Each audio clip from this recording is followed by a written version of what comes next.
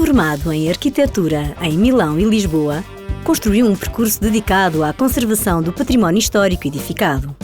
É mestre em Estudos de Conservação pela Universidade de York e doutorado em Arquitetura pelo IST na área de Economia do Património e das Políticas Culturais. Ao longo do seu percurso, trabalhou na antiga Direção-Geral dos Edifícios e Monumentos Nacionais como coordenador do projeto Carta de Risco do IPA. Mais tarde, ingressou na Parques de Sintra Monte da Lua como responsável pelas intervenções de conservação e restauro do Palácio Nacional da Pena e autor da reconstrução do Chalé da Condessa d'Edla, projeto distinguido com o Prémio Grêmio Literário de Lisboa e Prémio da União Europeia para o Património Cultural Europa Nostra 2013. Em 2015, fundou a Conservation Practice, empresa de consultoria na área do património construído, especializado na intervenção de edifícios históricos e apoio a instituições culturais. Atualmente, é professor convidado na Faculdade de Arquitetura da Universidade de Lisboa. Recebemos no Passa a Dois José Maria Lobo de Carvalho. Ora viva! Bem-vindos a mais um Passa a Dois. Portugal está a caminho dos 900 anos de história e antes disso já muita coisa acontecia por aqui. 900 anos de história, reza ao hino, temos egrégios avós que eram egrégios, avós que eram egrégios, constrói igrejas, constrói edifícios, constrói cidades, muita infraestrutura. Moral da história, ao fim de centenas e centenas de anos deste território, temos muita coisa construída. Quem quer que faça obras nos dias que correm, rapidamente chega à conclusão que qualquer coisa que se faça, provavelmente, ou é mais provável não ser construção nova e ser algo que toque em algo existente, do que puramente abrir um buraco e começar a construir do chão. E, portanto, são dores que sentimos no dia-a-dia das obras. O que é que fazemos quando encontramos algo existente? Será que isto tem valor? Será que não tem valor? O que é que eu tenho que fazer? Tenho que registar? Tenho que reconstruir? Tenho que imitar o que cá estava? Tantas dúvidas que nos aparecem todos os dias e dúvidas que depois afetam os projetos, afetam o ritmo, afetam como trabalhamos e tudo isso. E é essa conversa que vamos ter hoje. Hoje tenho comigo o José Maria Lobo de Carvalho, que tem muitos anos à volta deste mundo da conservação, reabilitação, restauro e por aí fora. Olá, José Maria, muito bem-vindo ao Passa a Dois. Obrigado por teres aceitado este convite. É um prazer. José Maria, para enquadrar um bocadinho, qual é a tua história? O que é que aqui te traz? Porquê que és a pessoa certa para eu falar de conservação e reabilitação e por aí fora? Bom, não sei se sou a pessoa certa. Sei eu. Sabes tu? Se queres que diga, sempre tive um bocadinho esta influência pelo património, porque o meu pai já era arquiteto e também se especializou nesta área. O meu pai era professor na Faculdade de Arquitetura e tirou o mestrado, isto em 1982, em Inglaterra, porque, na altura, o diretor da Escola de Arquitetura, o professor Augusto Brandão, lhe disse, olha, fala-se aí de umas cadeiras de património, as universidades têm que começar a ensinar isto, porque é que você não vai lá para fora para trazer esse conhecimento para a Faculdade de Arquitetura? E portanto, eu desde miúdo, que ouvi o meu pai falar de edifícios históricos, falava de património, fui visitar os meus pais em Inglaterra, eu tinha 11 anos, e curiosamente eu fiz esse mesmo mestrado uns anos mais tarde. E portanto, mas se queres que te diga, não era é uma coisa no subconsciente, não é? Eu acredito que muitas vezes nós temos coisas que nos influenciam ao longo da vida e que só mais tarde é que se manifestam e nós não nos apercebemos. Mas transportamos essa bagagem. E, portanto, quando eu fui para a arquitetura, coisa que o meu pai me tentou demover durante uma noite inteira, eu acho que o meu pai tinha o sonho que eu fosse advogado, lá está, se calhar essa já é outra bagagem. O mundo perdeu um grande advogado. Imagino. Portanto, quando fui para a arquitetura, fui porque achei que tinha alguma capacidade, aquelas coisas do costume, eu gosto de desenhar, enfim, tenho alguma sensibilidade para o mundo das artes, mas de facto foi já no 4º ano que surgiu a hipótese de fazer uma pós-graduação no Instituto Superior Técnico. A professora Teresa Heitor encontrou-me um dia e disse, Zé Maria, olha, sabes que há um curso, o professor António Lamas está a organizar um curso na área do património, é uma coisa engraçada para ti, porque é que não te inscreves? E eu inscrevi-me, portanto isto já no meu 5º ano, e comecei a ter aí uma introdução àquilo que era o mundo do património, com um conjunto extraordinário de professores, desde arqueólogos, historiadores da arte, arquitetos, engenheiros, que nos vieram mostrar um mundo extraordinariamente interessante, porque era muito rico, desde o ponto de vista histórico, do ponto de vista conceptual, do ponto de vista técnico, e depois os monumentos e os casos de estudo eram sempre muito interessantes.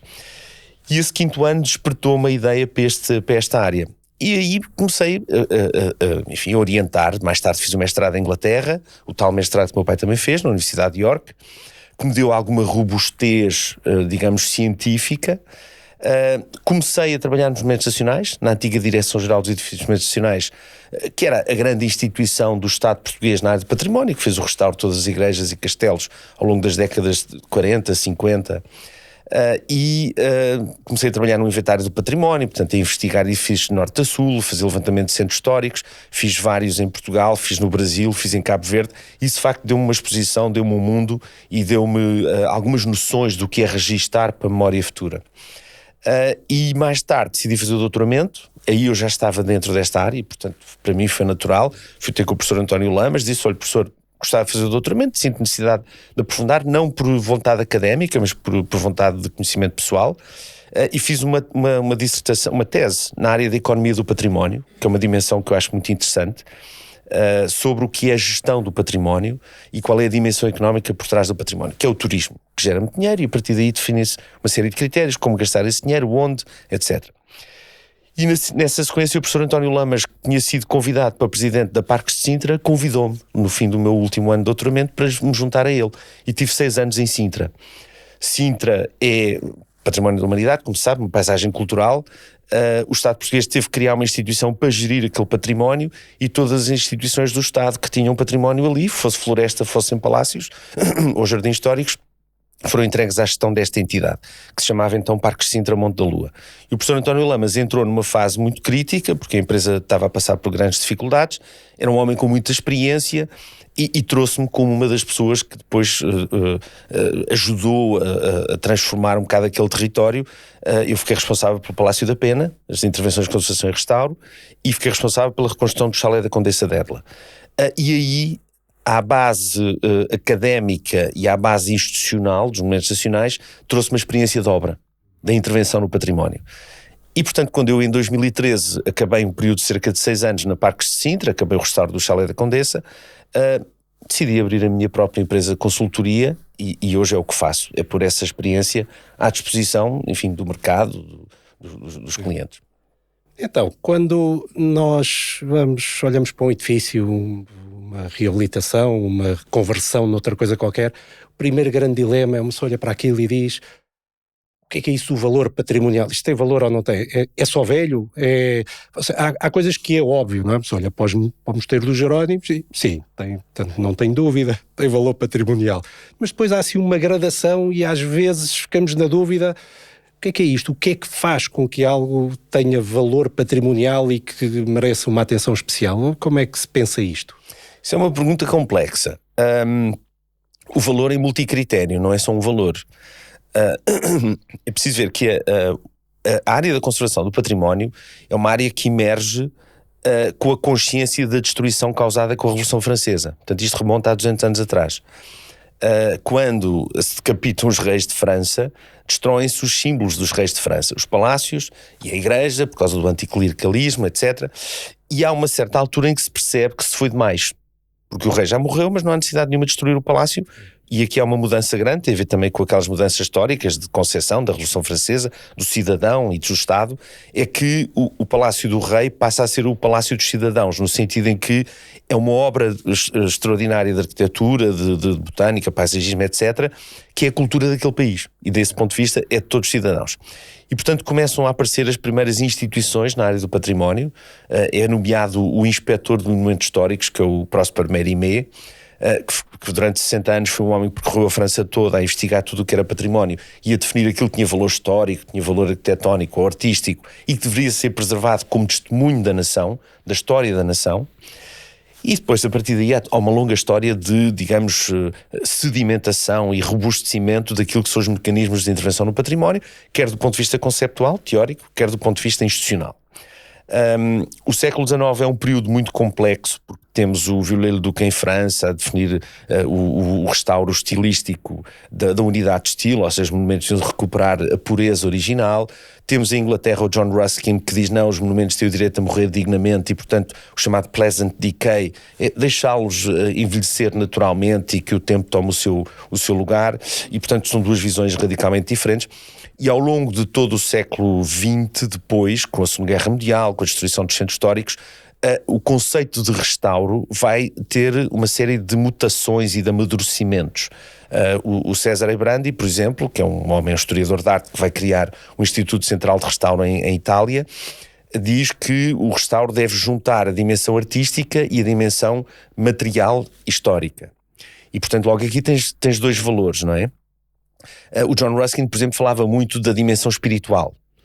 Dizia que os monumentos góticos eram feitos por canteiros, por pedreiros, que tinham uma tradição muito grande das escolas de pedreiros, que depois dará os maçons no sentido do trabalho da pedra, com os seus códigos, com as suas agremiações, etc. E que havia um fervor religioso que era transportado para a pedra e, portanto, além do valor artístico, há um valor espiritual. Portanto, o património tem vários valores. Se me disseres qual é o valor único, hoje em dia, à luz da civilização atual, eu diria que há um valor da autenticidade. Ou seja, se é verdadeiro, se é original, se chegou até hoje, merece ser preservado. Esse é um valor material, se quiseres. E aí estamos a falar de edifícios ou estamos a falar de estruturas, não é? Ponte, eventualmente, mas estamos a falar de objetos, digamos assim, que foram construídos como monumento, porque há coisas que são construídas e quando são construídas já são, isto é um monumento. Igrejas em geral, provavelmente, mosteiros, não sei, imagino que outras coisas. Se calhar agora, mais atualmente, eu olho para o pavilhão de Portugal na Expo, que foi construído como um marco, claramente. Não era um edifício de habitação, não é? Foi construído para ser uma peça que marca, que fica. Isso que estás a dizer é tudo uma abordagem a olhar para monumentos que já eram monumentos quando nasceram, ou também para um edifício banal, se calhar de há 200 anos, mas que hoje, só por ter 200 anos, já não é banal. Exatamente, tens toda a razão. Eu recordo, por exemplo, a Gulbenkian é monumento nacional, está classificada como monumento nacional. O Centro Cultural de Belém está classificado como monumento nacional. Portanto, há monumentos, até recentes, que foram construídos com muita qualidade e que representam já um estilo arquitetónico. E o caso do pavilhão de Portugal, do Cisa Vieira, a famosa pala do Cisa, é claramente um edifício que ganhou imediatamente estatuto icónico e de monumento. Há outros que o ganham ao longo do tempo, porque à medida que o tempo evolui, certas práticas, certos métodos construtivos, certos momentos artísticos e decorativos ganham um estatuto de passado histórico que devem ser preservados porque representam um momento no tempo. Portanto, nem todos os edifícios são feitos como monumentos. Curiosamente, há uma autora francesa chamada Françoise Chouet, escreveu um livro chamado Alegoria do Património. E diz precisamente isso. A palavra monumento vem do latim monere, que quer dizer recordar. E, portanto, os primeiros monumentos feitos como monumentos eram os chamados Arcos do Triunfo. É o caso daquele arco triunfal em Roma, ou do Arco do Triunfo em França. São monumentos feitos com a função de recordar qualquer coisa. E, portanto, não têm uma função específica, utilitária, mas de recordação. E é daí que vem a palavra monumento, que depois generalizou a tudo aquilo que recorda ao passado, mesmo que seja uma habitação, uma escola ou qualquer coisa. À medida que nós vamos avançando, vamos dando valores diferentes. Repara, temos a Revolução Industrial e há edifícios que têm determinado tipo de materiais que emergiram pela primeira vez por causa do tratamento do ferro, que passa a ser o aço com novas formas na industrialização e, portanto, começamos a olhar para aquilo como uma emergência, por exemplo, da arquitetura do ferro. Temos os azulejos, porque representam uma tradição dos muçulmanos na decoração, com peças de cerâmica, com várias técnicas de guarda seca, etc. Ou seja, nós podemos olhar para o edifício como um todo ou como partes. E vamos atribuindo diferentes valores. Portanto, quando dizes qual é o valor, são vários, cada caso é um caso. Podes ter valor histórico, valor artístico, valor construtivo, valor material. Hoje em dia já se fala, por exemplo, da energia incorporada, não é? Portanto, cada vez mais atribuímos valores diferentes.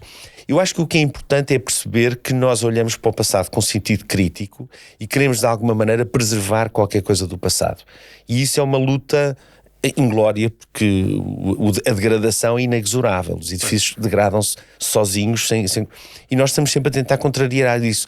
Eu diria que é uma certa angústia existencial, não é? De preservar o passado. E o ser só antigo ou velho, não sei se há aqui uma gradação onde é que não é critério. Não é por uma parede de um edifício isto é pré-pombalino, e só isso não é critério? Não é critério. Eu tenho tido essa discussão frequentemente com vários arquitetos, e eles dizem-me, José Maria, só porque isto já existe desde o século XVIII, se a parede não tem interesse absolutamente nenhum, é só um muro de alvenaria com um reboco fraquinho, por que razão é que eu vou manter?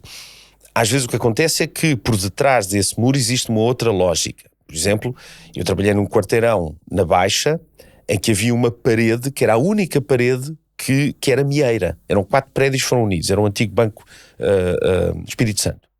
O Banco Espírito Santo começou por comprar um edifício e depois comprou do lado. E, como vizinho, tinha o Banco Comercial, que também comprou um edifício e depois comprou do lado. E a da altura estavam os dois lado a lado, o Banco Espírito Santo e o Banco Comercial. E finalmente juntaram-se. Passou a ser o Banco Espírito Santo e Comercial de Lisboa. E uniram os 4 edifícios. Deitaram abaixo todas as paredes mieiras. Aquilo deixou de ser 4 edifícios para ser um bloco completo, exceto uma parede. E eu, na altura disse, junto aos arquitetos, reparem, do ponto de vista do loteamento pombalino, isto marca uma métrica que é a única que aqui existe. Agora, se me perguntares, olhando para a parede, vês algum interesse? Nem te percebes, quer dizer, é um conceito, eu diria, teórico, não é? É só de quem está a olhar para a secretária, para um desenho, e, portanto, muitas vezes é difícil justificar. De facto, ser antigo não é critério, e mais, às vezes é preciso ter coragem para destruir, porque senão a cidade não evolui. Eu acho que neste momento o que acontece frequentemente é esta tensão. Tem que se manter porque é antigo, tem que se manter. E às vezes é preciso ter a coragem de dizer o rei vai nu, desculpe, olhe lá para isso com atenção, isto não tem interesse nenhum, há uma proposta de valor para transformar, temos que dar lugar também ao futuro. Já vamos a isso de como é que o novo convive com o velho. Então, olhamos para uma peça, reconhecemos que tem valor, por alguma dessas razões, ou várias, ou o que for. O que é que hoje em dia, qual é que é a filosofia hoje em dia de abordagem a estas coisas? Estamos a falar de manter, de preservar, de conservar, estamos a falar de reconstruir, se há uma parede que tem muito valor, mas está esburacada, será que eu devo ir lá tapar os buracos? O que é que se faz quando nós encontramos algo? Eu acho que tem que se esclarecer claramente as diferentes tipologias de intervenção. A lei prevê que os edifícios que têm muito valor são protegidos por lei, chama-se classificados. Sim. Para esses edifícios que o Estado entendeu que deveria impor restrições à alteração, mesmo que sejam privados, há critérios mais rigorosos. E, em alguns casos, é restaurar. Imagina, o Palácio de Fronteira, o Mosteiro de Jerónimos. Obviamente não passa pela cabeça das pessoas fazer alterações muito significativas, o que não quer dizer que não passe por pequenas adaptações. E depois já lá iremos, as questões de acessibilidades, por exemplo, que é uma questão muito complicada, não é? Elevadores, etc. Mas, de facto, um monumento nacional é intocável, na medida em que se tem uma responsabilidade muito grande. Um imóvel de interesse público já é possível de fazer mais intervenções, e o valor concelhio, obviamente, tem limitações mais pequenas. E depois há um conjunto enorme de imóveis que não estão classificados.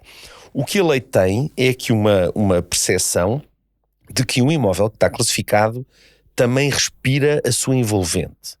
E, portanto, para preservar a imagem e o contorno, há uma área de proteção, chamada Zona Geral de Proteção, de 50 metros automática em redor de um edifício histórico. O que é que isso significa? Que qualquer intervenção no edifício nessa envolvente é considerada necessária a autorização do património. E, portanto, tu de repente só por estás à sombra do Mosteiro de Jerónimos, qualquer alteração que tu queiras fazer, o património tem uma opinião a dar. O que não quer dizer que não a possas fazer. O que está em causa não é o teu monumento, é a percepção do monumento que está ao lado, é tu não poderes estragar, digamos, o contexto, construir uma torre enorme, coisas assim, que desfigura a cidade. Agora, quando tu estás perante um edifício, e esse edifício, apesar de estar ou classificado ou na lista dos bens da Carta do Património da Câmara de Lisboa, é um edifício particular, é um edifício residencial, quer continuar a ser utilizado, naturalmente tem que passar por uma alteração. Frequentemente estes edifícios precisam de atualização tecnológica, por questões de conforto térmico, conforto acústico, de acessibilidade ou de reforço sísmico. Portanto, há questões regulamentares e há questões de vivência atual, que já não é antiga. E por outro lado, eles chegam muitas vezes a nós em muito mau estado de conservação, que é uma coisa que as pessoas parece que esquecem, não é? A gente diz, isto é um palácio, e a pessoa imediatamente imagina salas muito bonitas, tudo dourado. Esquecem-se que muitas vezes são palácios, pertenceram a uma família que foi crescendo, que hoje são 40, que não se dão todos, uns têm dinheiro, outros não têm, as obras não são feitas há décadas, e aquilo, além da fachada, por dentro está em muito mau estado. Portanto, isso é uma realidade muito comum. Ora, a partir do momento que o estado de conservação obriga a intervenções, tu não vais necessariamente fazer um restauro quando o edifício não exige, vais fazer uma reabilitação, dar-lhe uma nova função. E isso implica novos critérios de espaço. Por exemplo, a compartimentação muito pequenina que decorria do facto de não termos sistemas estruturais como o betão ou como o ferro, faz com que as paredes sejam muito contínuas e muito apertadas. Nós hoje gostamos de ter open space. Portanto, há aqui até uma percepção do que é viver hoje. E, portanto, há alterações. Temos mais casas de banho do que havia no tempo dos nossos avós. Temos cozinhas maiores, vivemos mais a cozinha. Portanto, o arquiteto é chamado a fazer alterações e o edifício tem que acomodar essas alterações. Aqui o que acontece é que temos que gerir essa tensão. As palavras conservação, reabilitação, restauro têm um significado muito preciso neste contexto, porque dá-me a ver que no dia-a-dia às vezes utilizamos-las assim um bocadinho... É tudo ao molho, sim. Usa-se de qualquer maneira. Olha, isso, do ponto de vista científico é uma discussão imensa. Há imensas cartas e convenções internacionais sobre o que é que significa cada uma destas palavras. Porque há variações de percepção cultural. Já te expliquei há bocadinho que o Ruskin, inglês, achava que o edifício devia degradar-se naturalmente por ação do tempo e que o ser humano não deveria interferir com a natureza, e o Viollet-le-Duc achava que era ao contrário, que nós tínhamos a obrigação de repor tudo. Aliás, ele tem uma frase maravilhosa: restaurar é repor um estado que pode nunca ter existido. Que é uma contradição nos seus próprios termos. E, portanto, ele repunha mesmo aquilo que ele achava que devia. Repunha caiu um torreão de uma coisa, eu vou lá e vou reconstruir com os materiais de hoje, ou tentar imitar materiais antigos? O restauro puro é tentar encontrar a compatibilidade, que é uma palavra muito importante na área do património. Tentar materiais que não sejam incompatíveis do ponto de vista químico, do ponto de vista térmico, do ponto de vista material. Tipicamente, por exemplo, o reboco de cal ou o reboco de cimento. Tentar fazer reparações em reboco de cal com reboco de cal, porque tem comportamentos diferentes à umidade, etc. E o caso das estruturas de betão, que tem comportamentos e uma longevidade no tempo que não tem a ver com as estruturas de madeira ou com as estruturas metálicas. Depois há outro conceito importante, que é o da reversibilidade. E isso já não tem só a ver com a questão material, tem a ver com a atitude. Se tu alteras um edifício para além daquilo que é razoável, será que os teus filhos não têm o direito de questionar isso e voltar a pôr como estava? E, portanto, mas isso estamos a falar no campo do restauro, que é um campo muito criterioso, com muitos limites éticos. Na intervenção de reabilitação normal, isso não se coloca. E, portanto, essas convenções internacionais e essas cartas internacionais procuraram definir exatamente o que é que quer dizer cada uma dessas palavras, que têm pequenas nuances, ou seja, preservar com a mesma função e com os mesmos materiais e com o mesmo estado de conservação, ou repor a sua funcionalidade, ou alterar a sua função. Tudo isso obriga depois a pequenas alterações. Eu acho que há uma discussão que nunca mais acaba sobre esses conceitos, e há inclusive diferenças, eu diria, culturais, talvez num sentido ainda mais abrangente. Deixa-me explicar. Há um conceito que é muito importante hoje, que é o conceito da autenticidade. Tu preservas aquilo que é original. Se é uma cópia, não tem valor. Um conceito muito simples. Portanto, se ali aconteceu um facto histórico, Napoleão dormiu nesta noite, naquele quarto, depois da batalha qualquer, aquilo tem uma dimensão histórica, porque foi ali que o Napoleão dormiu. É diferente de dizer, olha, isto é uma cópia da cama em que o Napoleão dormiu, que está ali no segundo esquerdo.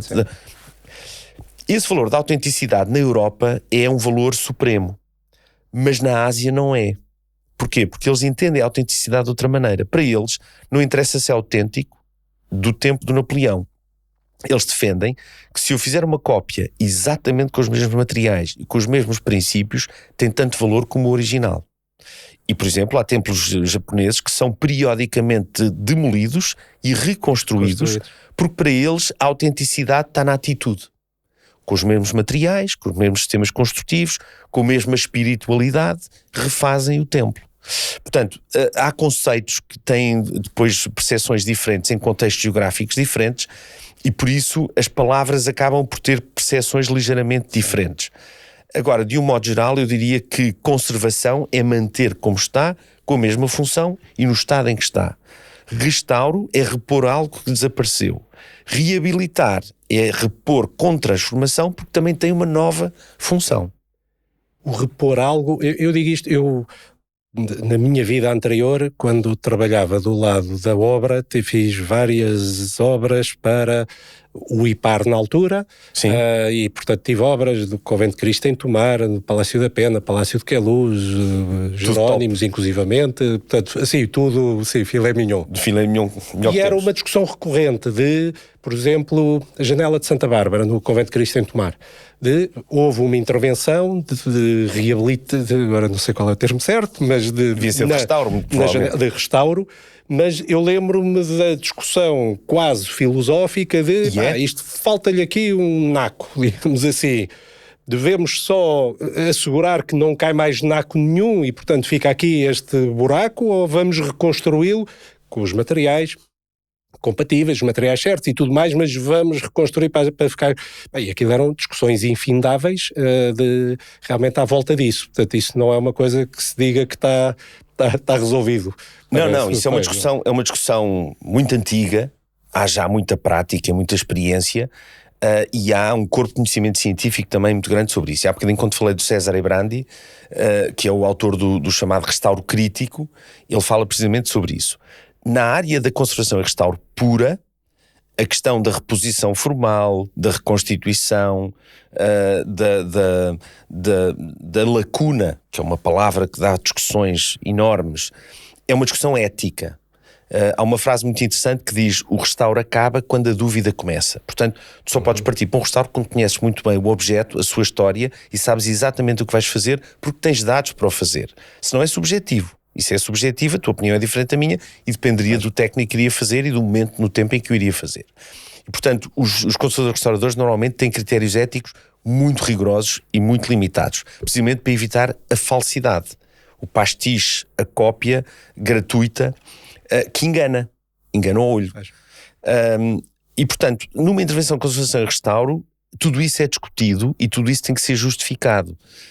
Eu dou-te um exemplo. Eu, quando fiz o restauro do Chalet da Condessa d'Erla, é um pavilhão construído num jardim, que é o Parque da Pena, pelo rei Dom Fernando II e pela sua segunda mulher, a Condessa d'Erla. Foi construído há alguns entre 1864 e 1869. E é um edifício que é uma fantasia. É pintado a imitar madeira, todo revestido com cortiça e parece um chalé alpino. O edifício ardeu em 1999, portanto, pouco mais de 100 anos depois da sua construção. Nós tínhamos fotografias do interior. Nós sabíamos que aquilo tinha sido uma destruição, no mínimo por incúria, já não digo por dolo ou por criminalidade. Estava à guarda do Estado quando ardeu e foi um escândalo. É uma paisagem património mundial. Portanto, havia uma série de razões que nos levavam a pensar que a sua reconstrução, portanto, repor o que tinha desaparecido, era um imperativo social, cultural, patrimonial. Tínhamos dados, tínhamos fotografias, tínhamos financiamento, que já agora também é importante. Tínhamos meios técnicos e, portanto, não tivemos muitas dúvidas, embora isso tenha sido discutido, em vez de deixar uma ruína à vista, que era muito bonita, porque estava toda limpinha e era pintada por dentro e tal, achámos que havia um imperativo social. Já o caso do Mosteiro do Carmo, que é um símbolo do terremoto de 1755, que ficou uma ruína há séculos, não faz muito sentido hoje em dia pensar que se vai agora reconstruir depois destes anos todos. Mas repara o que se fez com a Catedral de Notre-Dame, o que se fez com o Castelo de Windsor. A reconstrução foi feita sem grandes dúvidas, porque há uma proximidade histórica e há conhecimento e há uma justificação. E a pergunta é, isso acontece em todos os casos? Há casos em que isso já não acontece. Por outro lado, como no caso do Mosteiro do Carmo, se é uma ruína que toda a vida foi percebida como ruína e é a ruína que representa o terremoto, ao acabares o convento desaparece o seu valor, eu diria, social, histórico, e tira-lhes essa dimensão. Passa a ser um convento. Passa a ser um convento, é um restauro e as pessoas... Portanto, cada caso é um caso e tem que ser avaliado. É por isso que há a dimensão histórica por trás e há uma percepção do objeto do ponto de vista daquilo que representa. E daqui a pouco já vamos falar disto que eu estou a dizer sobre as cidades e sobre os projetos, o que nos deparamos no dia-a-dia, mas ainda nos monumentos nacionais. Quando nós olhamos para os Jerónimos é um conjunto de camadas de intervenção, ou seja, aquilo não é um objeto estático que nasceu há 500 anos e que se mantém imutável até hoje. Ou seja, cada geração deu-lhe mais uma de mão. Todas as gerações tiveram direito, ou pelo menos exerceram do alterar, e de uns mais melhor, outros menos melhor, mas quando olhamos para aquilo vemos, que giro, isto é do século tal, isto foi o outro, isto foi este e aquele. E pergunto eu, então e a nossa geração não tem direito, a pergunta é semi-provocatória, mas não tem direito a chegar lá a dizer, não, a gente agora devia chegar e fazer o terraço panorâmico nos Jerónimos e dizer, pronto, foi a nossa. Porquê que, às vezes, isto acontece também na discussão sobre a cidade, e já lá vamos à cidade, mas acontece olhar e dizer, então, mas espera lá, eu não tenho direito a deixar, só vou manter o que os outros me deram e não tenho direito a pôr aqui uma bandeira. Como é que isso é uma reivindicação dos arquitetos atuais, e toca num outro aspecto que é importante, é que hoje em dia entendemos o edifício histórico como a súmula da sua história e dos seus momentos. E aquilo que o Viollet-le-Duc dizia, que é, não, esperem lá, este edifício é gótico, portanto sai o barroco, sai o neoclássico, sai tudo, vamos voltar à pureza de estilo.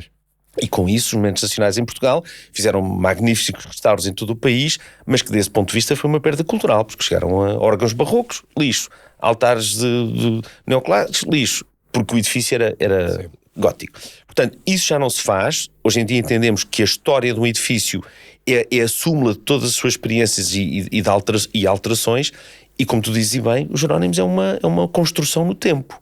É começar pela Capela Mor, foi construída pelo Dom Manuel como panteão, e portanto não corresponde à igreja gótica de origem. Por outro lado, o domo, toda a gente sabe que os Jerónimos têm uma torre. Se tu fores ver, há fotografias da torre com telhas.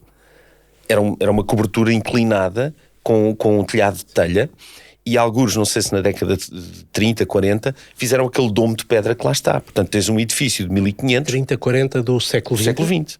Fazia ideia. Há fotografias anteriores que te mostram ainda a cobertura. Há fotografias, sim. E, portanto, tu tens, de facto, muitas intervenções que são feitas nos edifícios, e algumas que depois são assumidas e que ficam. O Jerónimos seria pintado, houve problemas na abóbada por causa do terremoto, havia a Galeria dos Reis que estava por cima da entrada principal, onde estavam os quadros dos Reis de Portugal, que desapareceu. Portanto, há perdas e há ganhos, e a história faz-nos compreender essa evolução e respeitar o conjunto, e nem sempre temos que ir atrás e repor.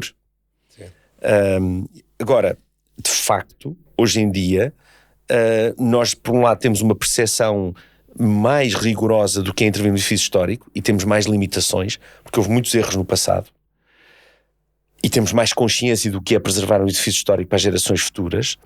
Mas, e por isso é que eu há bocadinho dizia, uma coisa é um monumento nacional, outra coisa é um edifício corrente na cidade de Lisboa. Se calhar é nesses que nós temos a oportunidade de fazer, a deixar a nossa marca. E não tanto no outro. Há um caso histórico muito conhecido, que é o da torre campanária da Praça de São Marcos, que desapareceu toda num terremoto em 1902. Há fotografias daquilo tudo arrasado no chão. E pensou-se na altura como é que se haveria de repor a torre, que é um elemento icónico de Veneza, que toda a gente vai lá acima tirar fotografias. E houve concursos internacionais com desenhos lindíssimos, arte nova, os arquitetos da época fizeram propostas extraordinárias, e foi a população de Veneza que disse dov'era com'era, no sítio onde estava, exatamente como estava, e fez a reconstrução fiel. Portanto, às vezes há imperativos sociais que obrigam a manter as coisas como estão. E isso é outra percepção, é que o património não nos pertence a nós, pertence a todos. E, portanto, há um direito de usufruto, há um direito de olhar, o droit de regard, como dizem os franceses, e, portanto, nós, pelo menos eu como arquiteto, quando fazemos a intervenção na cidade, temos de ter a percepção de que estamos a fazer qualquer coisa que vai interferir com o cidadão. E há um respeito no espaço público, eu diria. Então, saindo agora um bocadinho do mundo do património nacional e dos grandes monumentos, e vamos entrar naqueles com que nos deparamos todos os dias, de uma obra em Lisboa, um edifício residencial de 3 andares, de direita e esquerdo, e que se vai fazer qualquer coisa e se descobre que tem algo de valor. O que é que acontece já agora? Qual é o vosso papel nisto? Só para percebermos qual é o fluxo de como é que se desenvolve um projeto em que vocês intervêm. Olha, como tu sabes muito bem, há o fluxo ideal e há o fluxo normal. O ideal é entrarmos preventivamente e tentar precaver as coisas. O normal é entrar a meio, porque a coisa já correu mal e já vamos a tentar salvar o paciente. Turbulento. Vamos lá ver, Lisboa é uma cidade histórica com 5.000 anos de história, com imensas camadas históricas, nomeadamente do ponto de vista arqueológico. E, portanto, quando estamos a intervir em zonas centrais da cidade, há, obviamente, o risco de ter património arqueológico e, portanto, tudo o que seja afetação do subsolo vai ter que passar por essa fase de perceber o que lá está, eventualmente fazer escavações preventivas ou, no mínimo, acompanhar as escavações durante a fase de obra com um arqueólogo. E isso começa aí muitas vezes o problema. A maior parte dos promotores com que me tenho deparado ou já têm muita experiência de intervenção em Lisboa ou estão completamente alheios a esta realidade. Nem sequer faz parte daquilo que tu sabes muito bem, que é o planeamento da obra, que é incluir a fase de escavação arqueológica. É uma espécie de problema que está lá, mas que eles não querem ver. Sim. Depois, em relação ao edifício propriamente dito, importa perceber quais são as características do edifício e se há limitações. É aí que nós entramos. O que é que nós fazemos? Vocês não estão no mundo da arqueologia, estamos a falar do edifício. Nós não estamos no mundo da arqueologia, exatamente. Para situar isto, esta conversa não é sobre a arqueologia, é sobre o edifício. Exatamente, é no campo da arquitetura e do património, no sentido de conservação e restauro. Eu sou arquiteto, minha formação, embora especialista em edifícios históricos, trabalho com historiadores de arte, trabalho com conservadores restauradores, trabalho com engenheiros, com outros arquitetos e obviamente trabalho com arqueólogos, mas fora da minha empresa. Eu não tenho curiosamente tenho um arqueólogo, embora seja especialista em património mundial, mas não fazemos estudos de arqueologia, não fazemos escavações arqueológicas. Aliás, de um modo geral, nós só fazemos projeto, nem sequer fazemos a intervenção de conservação e restauro. Mas o arqueólogo é incontornável, até porque hoje em dia há aquilo que se chama a arqueologia ou Standing Building Archaeology, para usar o termo em inglês, que é a ruína ou o edifício que já não está abaixo do chão, mas que tem um tratamento arqueológico, porque é preciso identificar as épocas de construção, etc. E, portanto, a arqueologia já não é só toupeiras que andam debaixo da terra a escavar. Muitas vezes o edifício construído para cima do solo já tem trabalhos arqueológicos. Mas o nosso papel é olhar para o objeto, documentar o objeto, perceber a sua origem, a sua evolução e como é que está hoje e quais são os valores que lá estão, para aconselhar o promotor ou o arquiteto a tomarem opções em obra. Há normalmente um objetivo, há um plano de negócios, este edifício que tem estas áreas terá que ser ampliado ou alterado e terá que levar uma nova função, como, por exemplo, se é um hotel tem um X número de quartos, se é um empreendimento residencial terá não sei quantos apartamentos, vai ter garagem, não vai ter garagem, vai ter piscina, não vai ter piscina, e tudo isso, o nosso papel é perceber como é que vai impactar no edifício e quais são as questões sensíveis que daí decorrem. No caso de garagens e piscinas, há a afetação do subsolo, alertamos para a questão da arqueologia, tentamos fazer uma pequena pesquisa do que é conhecido na zona envolvente sobre escavações arqueológicas anteriores e de alguma maneira inferir a sensibilidade e depois aconselhar, olha, falo com esta empresa, falo com aquela, faço escavações preventivas, isto tem que ser visto. E no caso do edifício propriamente dito, é alertar, olha, aqui é um painel de azulejos, olha que o edifício tem uma primeira parte que é do século XVI, provavelmente teremos que ver com atenção. Ou ao contrário, olha, esta parte de cima, fomos ao processo de obra, isto é do século XX, não tem valor, é uma construção que até está ilegal. Portanto, o nosso objetivo é estudar o edifício informadamente e dizer ao promotor quais são as suas regras de jogo e ajudá-lo a tomar decisões. Porquê? Não é só pelo nosso amor ao património, que é comum a todos. É porque temos entidades de licenciamento que vão querer a justificação disso. Sim. E esse é o nosso papel. E isso, é apresentar essa justificação. Isso, na verdade, deve acontecer antes de se começar a projetar, quase. Claro. Claro. Estamos a falar claramente prévio, daí o relatório prévio. Sim, e daí o termo relatório prévio, que é uma figura legalmente exigida. Aliás, no outro dia tive uma reunião no Património Cultural em que o arquiteto chamava a atenção do cliente.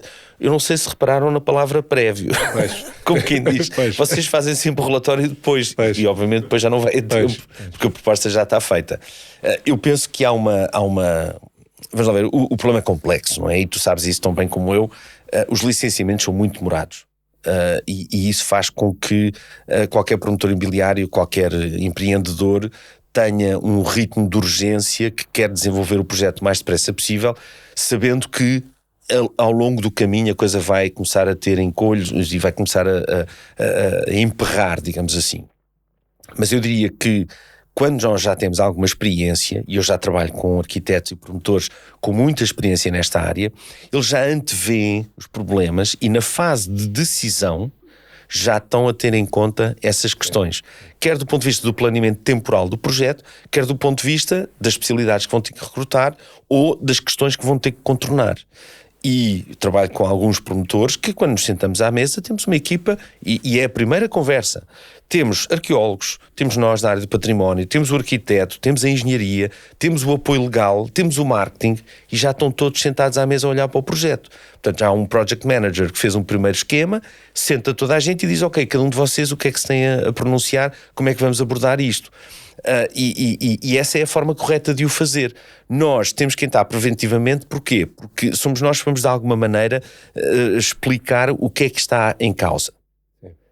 Porque uma coisa é o primeiro esquema que o arquiteto faz em sede de estudo prévio para o cliente perceber se cabem lá os X apartamentos que pretendia ou se consegue ampliar em altura, quer dizer, e há uma primeira, digamos, apreciação do problema, mas depois tem que se ver se na realidade isso é possível.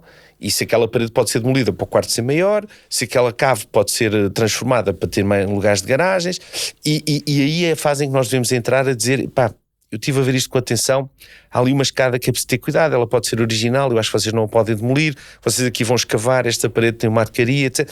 E entramos aqui em alguma definição de algumas limitações. Sim. E quão claros são esses critérios? Portanto, essas recomendações, prescrições de vamos manter isto, ali podemos alterar, mas desta forma ou não da outra, ou o que é que seja, quão claros são esses critérios e quão alinhados estão aquilo que vocês normalmente recomendam com as entidades licenciadoras? Como é que isto se enquadra no licenciamento? Já agora? Olha, vamos lá ver, não são claros. Eu tenho que ser franco. Isto são critérios, como eu te disse há bocadinho, é uma análise multicritério. E eu posso ver valor de várias perspectivas. Já tive situações em que disse ao cliente, olha, não deite fora aquilo que é uma coluna de pedra, deve ser do século XVI, ela pode estar fora de sítio, mas ninguém deita fora uma coluna de pedra. E não estamos a discutir uma grande alteração, é só uma constatação de um objeto que tem valor por si. Mas pode ser um painel de azulejos, pode ser uma abóbada, ou pode ser uma parte do edifício que é antiga, que foi desenhada por um arquiteto conhecido. Portanto, há muitos critérios. A questão é ter a sensibilidade de perceber, e se quiseres, de me pôr na cabeça da entidade de licenciamento, onde é que vai encontrar ali aspectos que os deixam desconfortáveis do ponto de vista da sua função. Eu digo isto frequentemente aos meus clientes. Quem está do lado de lá, num património cultural ou numa estrutura consultiva da Carta de Património da Câmara de Lisboa, não tem como função avaliar a execuibilidade da operação financeira do projeto. Ou se vai dar lucro ou se não vai dar lucro. Isso é um problema do promotor e, eventualmente, da Câmara a outro nível, não é? Aquela pessoa tem como função garantir que, do ponto de vista patrimonial, aquele edifício é respeitado. E, portanto, está preocupada do ponto de vista do valor. Valor cultural, valor artístico, valor social. E, portanto, tudo aquilo que nós vamos fazer que possa pôr em causa essa percepção vai encontrar resistência. O nosso papel é tentar, à partida, avaliar e sensibilizar para os aspectos críticos do projeto.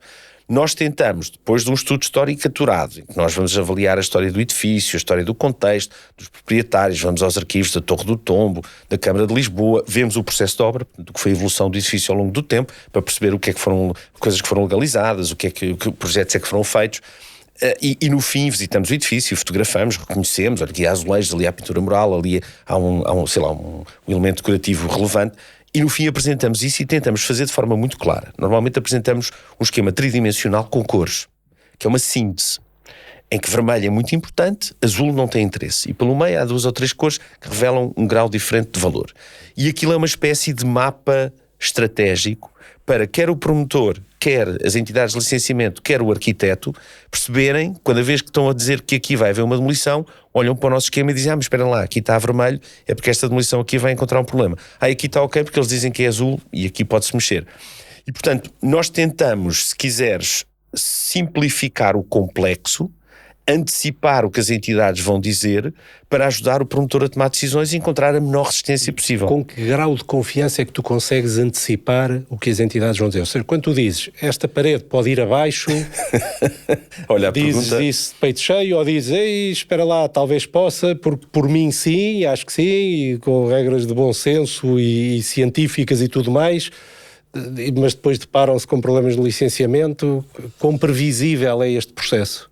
Olha, eu já tenho 30 e poucos anos de experiência, portanto a experiência ajuda-nos a perceber, quanto mais não seja por tentativa e erro, aquilo que nós achamos que vai correr bem e aquilo que já sabemos que vai ser complicado. Às vezes é uma questão de intuição, mas é sempre uma intuição informada e educada ao longo de muitos anos. Mas dito isto, eu cada vez tenho menos a certeza do que é que vai acontecer do lado de lá. Porque eu já ouvi uma coisa e o seu contrário. É preciso ver que um processo de licenciamento é um processo complexo. Por exemplo, tu sentas-te à mesa com alguém que tu já sabes que no passado foi uma pessoa difícil e tu estás à defesa. Uma instituição patrimonial é a mesma coisa. Aparece um promotor que já no passado tiveram guerras, apresentam à mesa um projeto, não é o projeto que está em causa, é a relação entre as partes. E portanto há muita defesa e há muita tentativa de pôr imediatamente os pés à parede e começar a empurrar o projeto, porque já sabem que dali vem qualquer coisa que eles vão ficar desconfortáveis. Portanto, às vezes é uma questão de confiança. E eu tento, com o nosso trabalho, explicar ao cliente um bocado o contexto daquele trabalho e de que maneira é que aquilo pode ou não transmitir confiança. E isso nem sempre é conseguido, porque às vezes o cliente, isso já me aconteceu e tu deves saber isso, há muitos clientes que preferem bater com a bola na trave, mas ir à mesma tentar, atirar o barro à parede, a expressão é essa. Vamos tentar. Vamos tentar. Eu digo, olha, isso não vai passar, mas vamos tentar. Eles depois que digam que não. Sim. E eu digo, olha, está bem, pronto, o que é que quero que eu faça? E bate na parede e volta para trás, e depois eles ficam zangados, e culpam todos e mais alguns, este sistema não funciona, é uma vergonha. Portanto, às vezes há uma falta de razoabilidade do próprio promotor ou do arquiteto em querer forçar a barra com coisas que nós dizemos, olha, cuidado que eu acho que isso vai ser complicado. E às vezes só a tentativa já prejudica o processo, não é? Claro, porque é um bocado, claro. Pronto, estamos claramente a forçar algo. Eu tive a sorte de trabalhar em instituições na área do património, monumentos nacionais e a Parques de Sintra. Não tive necessariamente do lado de lá, porque eu não, os projetos faziam em sede própria, não é? Nós na Parques de Sintra, inclusive, tínhamos um canal de abertura com a antiga DGPC e, portanto, aprovávamos os projetos internamente, mas sei o que é a cultura institucional. E tu repara, as empresas, de um modo geral, sejam ateliês de arquitetura, sejam promotores imobiliários, seja o que for, visam sobretudo o lucro. O lucro no setor público não existe, a não ser nas empresas do setor público. Portanto, uma instituição que tem como função zelar pelo património não é sensível à questão do lucro, que é uma questão que os promotores muitas vezes levantam. Então vou deixar cair o edifício, então para isso não quero, então... E eles dizem, mas o que é que eu tenho a ver com isso? A minha única responsabilidade é não deixar que o senhor faça mal ao edifício. Agora, se isso implica que o senhor o vai deixar cair, o que é que eu posso fazer? Não cabe a mim. Isso será outra instituição ou outra entidade. Portanto, é preciso perceber daquele lado o que é que eles estão a fazer e qual é a sua intuição, ou o seu papel.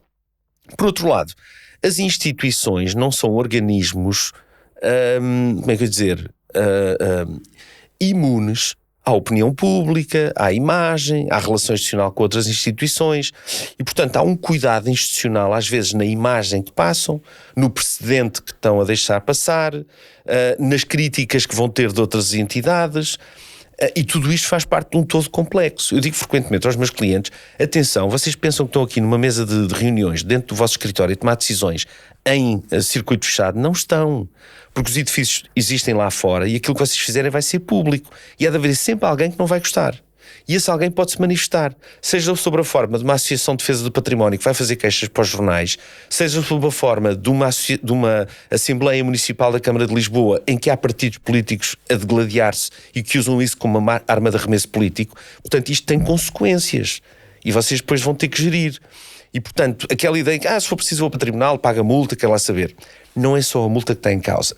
É que a multa acarreta uma exposição pública que pode deixar a instituição muito desconfortável.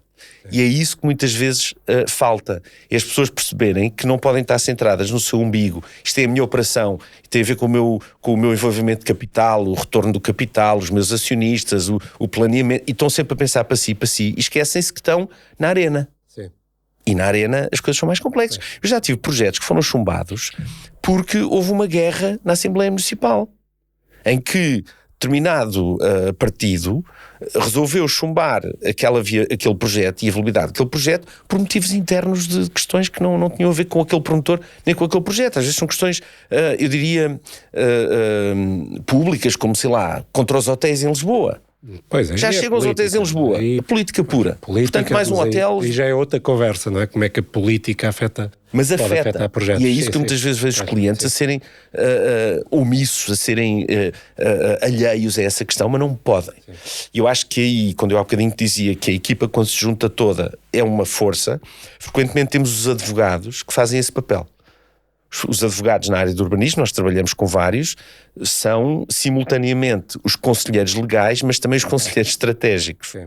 Porque são quem tem a maior percepção das sensibilidades, das variações, dos apoios políticos, das instituições, e isso não é despiciente nesta área, sim, como em qualquer outra. Então, saindo um bocadinho da política e voltando aqui à parte mais técnica, concreta de decisões e de o que é que podemos fazer num projeto, há outras forças muito fortes a operar, nomeadamente reforço sísmico, segurança contra incêndios, performance térmica dos edifícios, acessibilidade, já falaste. Ou seja, há de facto outros interesses, não sei se é o termo, não são interesses, são requisitos, são necessidades, são critérios. São critérios que têm muita força também. Pois sim. E que estes que eu referi tipicamente dão-se mal com a reabilitação, quer dizer, hoje em dia é preciso compartimentação corta-fogo, desenfumagem, acessos, rampas, eu sei lá, tudo e mais alguma coisa, e que são coisas que os edifícios não estão preparados para isso. Como é que se consegue resolver esta equação de, então, vamos ver o valor patrimonial, mas vamos assegurar a segurança das pessoas, vamos assegurar o conforto, o que é que seja, vamos assegurar, sei lá, tudo isto. Como é que tu vês este equilíbrio? É complexo, Jaime, é complexo. Eu muitas vezes não tenho respostas para isso, porque há exigências que são regulamentares e os técnicos das especialidades têm que as cumprir por lei. Começa por aí. E em algumas situações são criminalmente responsáveis por isso. No caso do engenheiro civil, tem que garantir que o edifício, do ponto de vista sísmico, respeita a legislação e que se o edifício cair e se provar que é dolo, podem ir atrás dele, como foram no caso da Turquia recentemente, ou em alguns casos em Itália. E, portanto, a questão é preto no branco, quer dizer, não interessa o valor patrimonial. O engenheiro diz, olha, se for assim eu não assino. Pronto, e temos um problema, e uma parte das vezes acaba por se resolver porque ele, para assinar, tem que ser como ele diz. Se ele está a usar a melhor solução técnica ou não, às vezes eu tenho dificuldade, mas nem sempre tenho o conhecimento para discutir com ele. É tudo com betão? Ou podem ser estruturas metálicas? Depois também entra aquilo que tu sabes muito bem. Os prazos são apertados, os custos são limitados, o pragmatismo da obra impera e, portanto, às vezes vais para a solução mais simples, ou por questões de custo, ou, às vezes, por questões de limitação técnica dos próprios técnicos. Têm medo de arriscar outras soluções e vão sempre à solução segura, e é mais fácil encontrar uma tabela do betão que diz que por tentativa e erro de muitos séculos não, que o betão tem um século e meio, quando muito, mas que já se sabe que aquilo funciona, porque as regras dizem, e portanto eu vou por esta solução de gonitagem ou de outro método de reforço que é mais intrusivo e impositivo num edifício. E isso é muito difícil. Eu isso aí, confesso que até hoje é das questões, já tive em alguns debates e palestras e falei com alguns importantes empresas de estruturas e todos eles dizem, mas há outras formas, Maria, não penses, isto não é assim, estás a exagerar. Haverá outras formas, mas a prática do dia-a-dia é da solução mais simples e mais pragmática. E essa é muito intrusiva nos edifícios. O caso típico no edifício Pombalino, tem a gaiola Pombalina, querem tirar paredes da gaiola porque querem o open space, mas depois é preciso fazer o reforço de contenção periférica do edifício, então afinal tem que tirar todo o interior. Quer dizer, da altura já não estamos a fazer reabilitação, estamos a fazer uma obra nova dentro de um edifício antigo, não é? E isso é uma luta que eu tenho há muito tempo e que ainda não tenho respostas. A legislação trouxe algumas melhorias. O novo regulamento antissísmico prevê o relatório de vulnerabilidade sísmica que é feito previamente e que apresenta o edifício do ponto de vista do seu comportamento atual e da necessidade de um reforço estrutural, e isso depois é avaliado pelas entidades. Em alguns casos em que se discutiu isso, até que ponto é que o edifício precisa de ter o reforço sísmico porque vai destruir claramente um património, eu penso que o Estado pode, em casos muito excepcionais, dizer está isento, de facto, o valor cultural. Por exemplo, um Mosteiro dos Jerónimos ou qualquer coisa assim, não cabe pela cabeça de ninguém de estar a fazer um reforço. Portanto, há edifícios que de facto podem estar isentos porque o valor patrimonial está acima. Agora, quando são edifícios com funções privadas, residenciais ou hoteleiras ou outras, ou públicas, obviamente que a questão de segurança está sempre acima da questão do património. Eu aí sou o primeiro a dizer, não passa pela cabeça achar que só porque é muito bonito ou porque é muito antigo, vamos pôr as pessoas em risco. E como tu sabes, isso tem consequências no mercado, não é? Sim. O valor imobiliário também decorre da segurança e da sensação que a pessoa tem ao comprar um apartamento que vai sobreviver e que vai manter o seu património.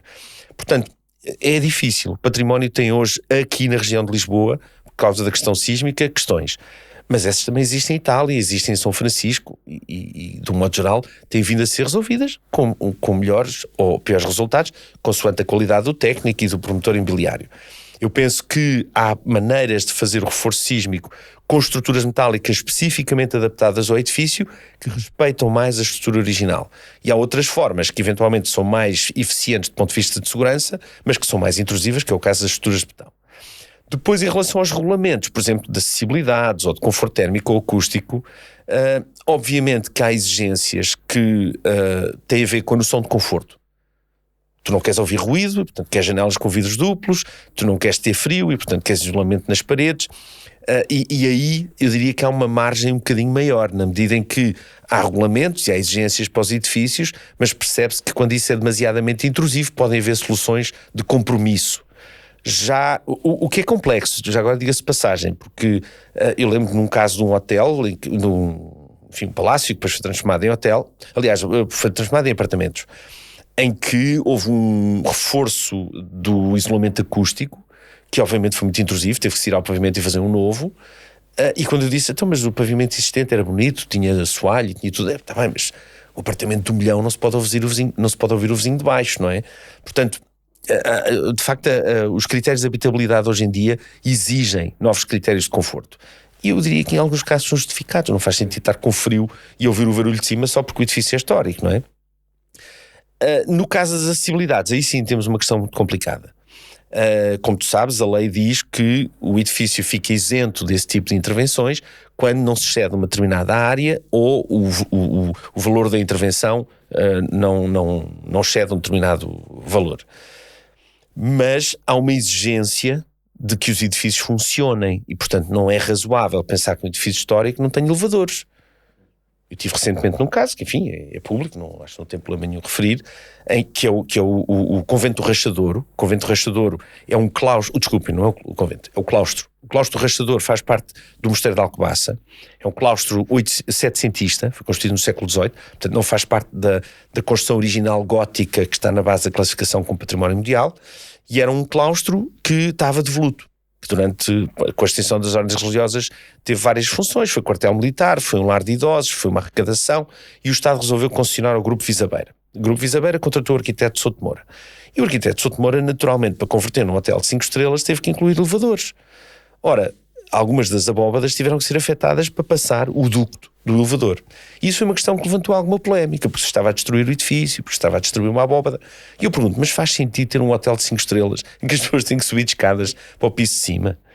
Não faz sentido nos dias de hoje. Portanto, quando eu há bocadinho dizia que é preciso perceber que a intervenção patrimonial tem sempre sacrifício e é sempre dolorosa, como dizia um professor italiano que eu tive, é perceber que a adaptação dos edifícios aos tempos atuais exige algum tipo de alteração. Mas eu sinto em projetos vários que tudo o que há pouco referiste sobre as entidades licenciadoras e do lado de lá está alguém que não está preocupado com o lucro, com o negócio, com a operação, com o que seja do lado do cliente, está preocupado com a defesa do património, muito bem.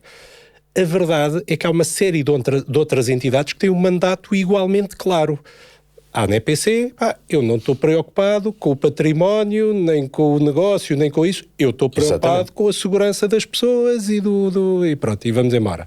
E temos depois, quer dizer, não há bem uma entidade no que ao sísmico diz respeito, mas temos o engenheiro que assina o termo que terá esse peso. E cada um deles tem esse mandato muito claro. Eu não encontrei ainda qual é que é, não sei se a entidade, a força, o meio, o canal, o fórum, como lhe queiramos chamar, de facto para juntar toda esta gente a dizer, esperem lá, eu percebo que cada um está a haver só um tema, mas isto não casa, não é? Não, claramente não casa, não é? A regulamentação de segurança contra incêndios muitas vezes não vai casar com a reabilitação estrito sensu. E deparo-me com esta dificuldade, e, quer dizer, imagino que não há aqui uma bala de prata, não há aqui uma solução a dizer, não, isso resolve-se assim, mas são conversas difíceis de ter, porque eu percebo às vezes que as entidades estão a olhar e estão, às vezes também se caricata um bocadinho aquele, não, isto veio agora o promotor e que só está preocupado com o dinheiro e com o lucro, e não, muitas vezes há uma preocupação genuína de deixa-me fazer um projeto como deve ser e deixa-me acautelar os vários requisitos, os vários critérios e por aí fora. Este equilíbrio é tramado, para utilizar assim, é realmente difícil, mas não só o equilíbrio é difícil, e eu percebo que ele é inerentemente difícil, como não há os canais de comunicação para dizer, então vamos agora em conjunto tentar equilibrar, não é? Porque cada um está fechado numa caixinha a dizer, pois, mas eu só estou a olhar para isto. E com as desconfianças de, vocês estão-me a dizer que é a segurança contra incêndios, eu já sei o que tu queres, sei eu. Claro. E vejo... E quando acontecer algum problema vem-me criticar a mim, a culpa afinal era minha. Mas não sei se devia haver um fórum em que vamos juntar a malta toda numa sala. Eu acho que acima de tudo tem que haver bom senso entre as partes e tem que haver sempre procura de soluções alternativas, e às vezes está tudo a ser tão defensivo que nem sequer procuram soluções alternativas. A minha verdade é esta, a tua verdade é aquela, são todos incompatíveis, vamos ficar aqui anos a discutir. Eu diria que tem que haver sensibilidade de ambos os atores, a começar pelo promotor, para perceber que aquilo que é a ideia inicial e ótima pode não ser concretizada no fim exatamente como foi definida, nestes casos. Aliás, de um modo geral, em nenhum caso, não é? Tu tens essa experiência, sabes o que é o planeamento e a gestão de uma obra e sabes as várias alterações que acontecem ao longo do caminho. Portanto, às vezes é preciso ceder. Obviamente que há valores que estão acima dos outros, a segurança de vidas e de bens está acima de outros valores, mas tem que haver bom senso, e cada caso é um caso, é muito complicado generalizar. Eu penso, e aqui permite-me só fazer um desvio, quando eu fiz a minha tese de doutoramento, eu já disse isso uma vez, eu parti de um princípio muito pouco humilde. Eu parti do princípio que era o presidente dos monumentos. E fiz uma tese sobre como é que vamos gerir isto tudo. Uma coisa... Ora bem, deixa cá dizer a esta gente toda como é que isto deve ser feito.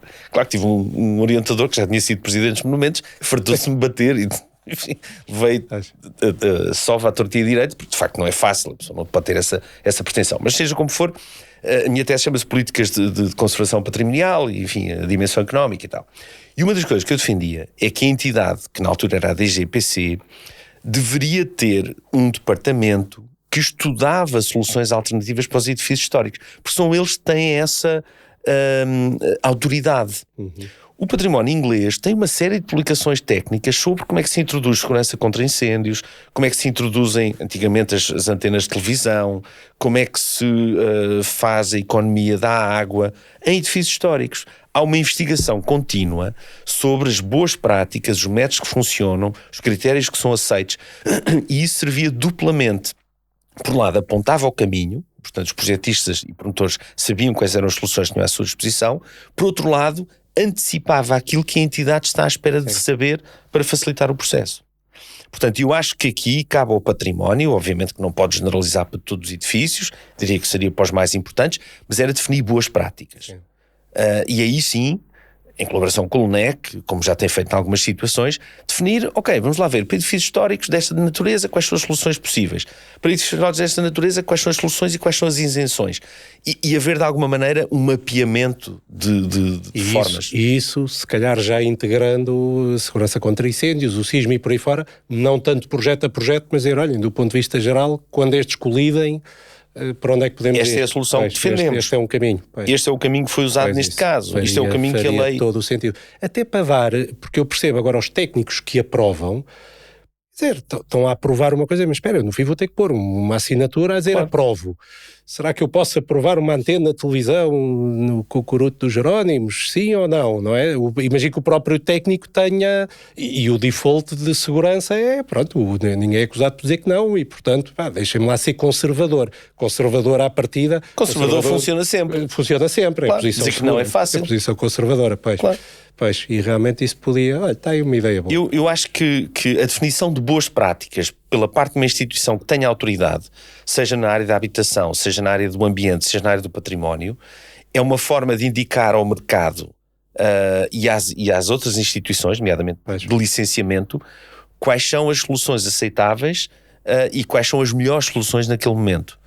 E isso facilitava, como tu disseste muito bem, até internamente, porque o próprio técnico da casa diz, isto é o que a casa defende.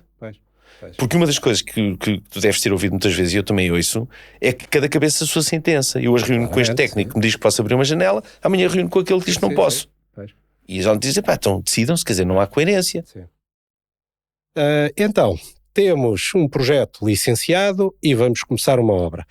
Já percebemos que há aqui este mundo de incerteza, de traçar o caminho e de várias forças em jogo e por aí fora. Agora, quão incerta, como é que tu vês a gestão desta incerteza agora quando entramos em obra? Quando entramos em obra há muita coisa que eu só quando abrir é que vejo, só quando começar a ter noção do que é que lá está por trás, é que percebo verdadeiramente o que é que lá está e por aí fora. E isto, há aqui uma tensão forte, e senti isso em vários projetos em curso, é natural e tem que ser gerida, de luta entre a espada e a couraça, não é? Que é um processo que se quer, uma máquina de produção, de fazer uma obra que tem custos brutais associados e que não os podemos, quer dizer, não dá para desconsiderar de maneira nenhuma, versus a necessidade do tempo de avaliar a solução, se calhar reavaliar a solução durante o processo, que pode ter alterações, implicações e por aí fora. Como é que tu sentes, como é que vês isto no dia-a-dia? Quão seguro consegue ser um projeto quando começa a apontar os caminhos e que, portanto, haver soluções que em obra já estamos a ver o caminho? Como é que vês este mundo? Tu tocaste aí num aspecto que é muito importante na área do património, que é tempo. É preciso amadurecer as soluções, nem sempre é imediato. Como é que nós tentamos fazer isso? No projeto de restauro, que é uma área em que nós, enfim, é o nosso ADN, infelizmente é uma área que não tem tanto mercado privado, normalmente é o setor público, não é? Estamos neste momento, por exemplo, com o Teatro Nacional de São Carlos. O que é que nós tentamos fazer? Com a experiência de anos, tentamos antecipar os problemas. E, portanto, tentar encontrar soluções que ficam guardadas para quando o problema surgir, estar pelo menos contemplado em mapa de quantidades, uma solução de tipo. Agora, de uma maneira muito pragmática, não é? Eu dou-te um exemplo. Nós, para o restauro do Teatro São Carlos, temos os 117 camarotes que estavam revestidos a tecido. Nós sabíamos que o tecido ia ser substituído. Portanto, num determinado momento, todos os tecidos iam sair, o damasco, iam ser posto novo. Nós fizemos uma visita aos teatros italianos e constatámos que eram todos pintados no interior dos camarotes. E pensámos, bom, então espera lá, quando se desmontar e se tirar os tecidos, vamos encontrar pintura. O que é que se faz? Tapa-se outra vez? Tapam-se todos? Bom, a administração de São Carlos tinha dito, não, isto vai-se tapar tudo outra vez, por uma questão de coerência, é o que está previsto, tínhamos que falar com o património, uma vez que não se sabe o que é que se vai encontrar, não se pode deixar em aberto, portanto, a solução é tapar. E então nós pensámos, porquê é que não deixamos em memória descritiva, no caderno de encargos e no mapa de quantidades, a execução de um camarote tipo? Ou seja, vamos partir do princípio que haverá um camarote que tem qualquer coisa de interesse e então esse vamos deixar restaurado e à vista. O que é que isto quer dizer? Quer dizer que se encontrássemos o camarote, ótimo, estava previsto, se não encontrássemos, tapava-se e não custava nada. Portanto, às vezes é com tentativas destas de tentar antecipar e criar mecanismos com alguma, digamos, abertura, para que em obra não sejamos totalmente confrontados com coisas muito fechadas que não podemos decidir. Agora, há decisões que são difíceis. Repara, no caso do São Carlos, nós destapámos os camarotes e constatámos que não havia nenhum com pintura decorativa excepcional, porque aquilo já levou vários esquemas decorativos, com pinturas umas por cima das outras, e às vezes são lisas, depois levou papel de parede, com pelo menos 3 papéis de parede distintos, e depois levou tecido. Resultado, quando tu destapaste o camarote, aquilo tem uma amálgama completamente... As escolas eram fortes, rasparam tudo para pôr a nova pintura, portanto, não havia nenhum que a gente dissesse, uau, que maravilha, vamos restaurar isto tudo. E então fomos confrontados com decisões que tiveram que ser amadurecidas em obra. E acabámos depois por eleger 2 ou 3 que achámos que eram os mais significativos, propor uma solução de restauro e discutir com a parte. A única maneira é essa, é tentar de alguma maneira, imagina, tipicamente num projeto de restauro, nós temos um teto muito bonito numa igreja, um teto revestido a madeira, e não sabemos o estado da cobertura, porque a altura é muito grande, nem sempre há acessibilidade, e em fase proposta não consegues saber o estado de conservação. Tu prevês uma percentagem de afetação da área, que fica já previamente definida em caderno de encargos, e que depois podes gerir. E é assim que tu tentas de alguma maneira prevenir aquilo que é o inesperado que acontece sempre nas obras. Pois, será inglório, é a conversa que tenho muitas vezes com clientes, que é, a incerteza, não devemos lutar contra a incerteza, devemos geri-la, são coisas diferentes. Claro. E no fundo é aquela ânsia de eu quero ter o contrato, preço fixo, global, zero risco, zero incerteza, mais vale perceber que a incerteza existe e arranjar os mecanismos certos. É isso mesmo. E arranjar as ferramentas certas para quando nos depararmos, então conseguirmos navegá-la mais ou menos, do que tentar de facto trancar artificialmente uma coisa que à partida sabes que não vai ser assim. Agora, dito isto, eu acho que é muito importante planear bem a operação. E frequentemente o que eu vejo é que a intervenção em edifícios com algum valor histórico não tem uma preparação em sede de conservação e restauro. Por exemplo, são o ateliê de arquitetura, o ateliê de engenharia que define o caderno de encargos e a intervenção, e depois disso vão chamar uma empresa de conservação e restauro para restaurar as pinturas. Cada vez mais, já na fase de projeto, há planos de sondagens. E, portanto, há uma antecipação na fase de preparação do projeto para fazer pesquisas arqueológicas preventivas, para fazer sondagens arquitetónicas preventivas, para destapar aqui ou ali, como fazem os engenheiros quando têm que ver que tipo de estrutura é que existe. E eu acho que essa fase de preparação é muito importante para reduzir a incerteza. Não quer dizer que depois não tenhas surpresas, mas eu acho que isso de alguma maneira ajuda até o próprio promotor a saber que custos é que vai ter, que outras especialidades é que vai ter que envolver, e eu acho que o tempo deveria ser, se calhar a fase de projeto e de planeamento deveria ser um bocadinho mais alargada para dar oportunidade a fazerem-se esses estudos como deve ser. Mudando aqui de tópico, assim de um ponto de vista muito macro, como é que tu vês o transformar Lisboa, ou seja, pegarem tudo o que são edifícios, palácios e por aí fora, e realmente tirar-lhes a função e transformar agora em hotéis e transformar, ou seja, esta transformação da cidade que estamos a ver, independentemente agora dos aspectos particulares do património, mas de um ponto de vista assim muito geral, como é que vês a evolução da cidade e já agora cruzando isto com aquilo que falámos há pouco e que remetemos para agora de, cada geração quer deixar a sua marca, não é? Cada geração quer poder construir um edifício na Baixa e dizer isto é o edifício da minha época, digamos assim. Eu sou um otimista. Eu acho que o futuro... Não sei se toda a gente concorda comigo, mas eu acredito que o futuro será melhor do que o passado, porque temos melhor qualidade de vida, melhor tratamento médico, melhor longevidade, enfim, infelizmente temos a guerra, era bom que não tivéssemos, mas eu continuo a acreditar que o futuro é melhor, e portanto eu acho que a geração de hoje está mais preparada que a geração anterior, e pode e deve ter um papel a dizer sobre o futuro. Não deve comprometer o futuro dos nossos filhos. E aí o património é muito interessante. Há um personagem em Inglaterra chamado William Morris, que é mais conhecido pelos padrões muito bonitos de tecidos que desenhou, mas que foi um homem que teve um papel importante na área do património, porque se insurgiu contra o estilo neogótico. Por exemplo, o Parlamento inglês, não é? O que ele chama o Gothic Revival, foi uma moda que apareceu e que de repente começou a desfigurar casas históricas. E ele insurgiu, escreveu um artigo no jornal e tal. E ele tinha uma frase muito interessante. Ele dizia, nós somos apenas os guardiões, ou guardiões, daqueles que virão depois de nós. Portanto, o património não é nosso. Nós só tomamos conta para aqueles... Como por exemplo a Patek Philippe. Pois era isso que eu estava a pensar. Pois, o relógio não é meu, é do meu filho. Eu aqui comprei e passará para a próxima geração. Só guardo para a próxima geração. E essa é uma forma de pensar que é muito interessante até do ponto de vista ecológico, não é? O planeta que temos hoje, do ponto de vista ambiental, tem que ser preservado, baixar a temperatura média e ter critérios mais ambientais para que os nossos filhos possam ter um mundo para habitar. E portanto há uma responsabilidade geracional, mas essa responsabilidade geracional não é limitadora. Nós podemos fazer e devemos fazer coisas boas. Em relação à cidade, eu diria que nós estamos a passar por uma fase de profunda transformação de Lisboa.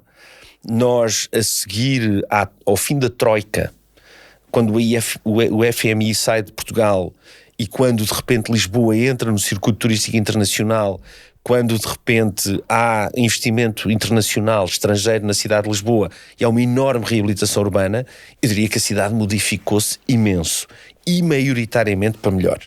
Nós hoje temos bons arquitetos a desenhar boa cidade. Agora, é tudo para hotéis? Eu acho que não. Aí é que eu divirjo.